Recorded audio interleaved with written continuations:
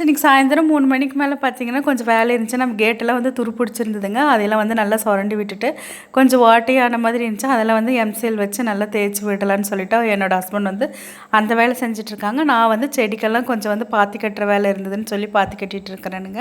இந்த ரோஸ் செடியில் பார்த்தீங்கன்னா ஏதோ ஒரு நோய் தாக்கி இருக்குங்க. அது என்னன்னு தெரியல. அந்த இலையை கொண்டு போய் தான் மருந்து கடையில் கேட்டோம்னா அதுக்கு தகுந்த மாதிரி மருந்து கொடுப்பாங்க. அதை வாங்கிட்டு வந்து இந்த ரோஸ் செடிக்கு அடிக்கணுங்க.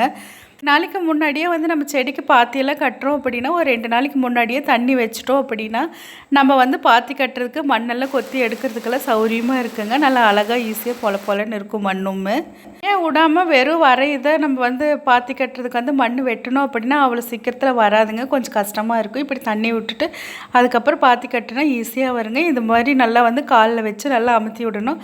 நான் வீடியோக்கோசரம் பார்த்தீங்கன்னா கொத்தில் வச்சு அமுத்தி விட்றது காமிச்சிட்டு இருக்கிறேனுங்க.